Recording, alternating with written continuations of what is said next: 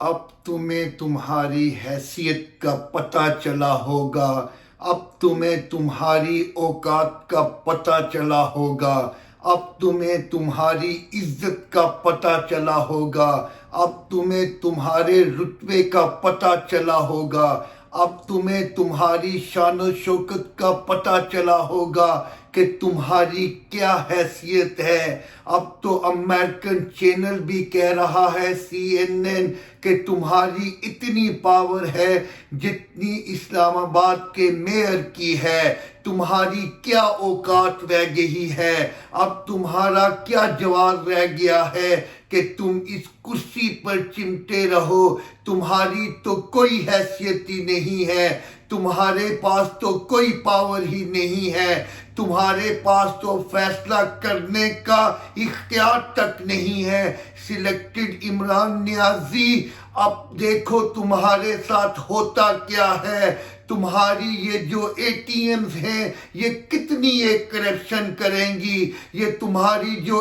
ATMs ہیں یہ کتنا ایک حرام کا مال بنائیں گی، یہ تمہاری جو ATMs ہیں یہ کتنا عوام کے جیبوں پر ڈاکہ ڈالیں گی، یہ تمہاری جو ATMs ہیں یہ کتنا پاکستانی غریب عوام کو لوٹیں گی، یہ تمہاری جو ATMs ہیں یہ کتنا ظلم و ستم کریں گی پاکستانی عوام پر، یہ جو تمہاری ATMs ہیں یہ اور کتنا پاکستانی عوام کو دبائیں گی۔ یہ بات یاد رکھو، یہ بات یاد رکھو کہ انشاءاللہ تعالی مکافات عمل ہے یہ دنیا۔ یہ بات یاد رکھو، تم جو کچھ کر رہے ہو وہ تمہیں کل کاٹنا بھی پڑے گا، جو تم معاملات کر رہے ہو ان کا انجام بھی تمہیں کل بھگتنا پڑے گا، جو تم لوگوں کے ساتھ زیادتیاں کر رہے ہو ان کا ازالہ بھی تمہیں کل کرنا پڑے گا، جو لوگوں کو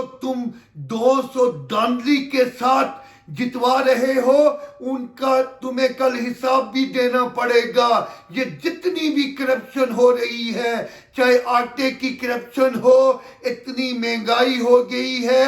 میاں نواز شریف صاحب کے دور میں کیا قیمت تھی، چاہے دوائیوں کی کرپشن ہو، اتنی مہنگائی ہو گئی ہے، میاں نواز شریف صاحب کے دور میں کیا قیمت تھی، چاہے LNG میں کرپشن ہو، اتنی مہنگائی ہو گئی ہے، میاں نواز شریف صاحب کے دور میں کیا قیمت تھی، چاہے چینی کی کرپشن ہو، اتنی مہنگائی ہو گئی ہے، میاں نواز شریف صاحب کے دور میں کیا قیمت تھی۔ تم تو کہہ رہے تھے کہ میں نے نوٹس لے لیا ہے، سلیکٹڈ عمران نیازی، تم نے جس چیز کا نوٹس لیا ہے اس کی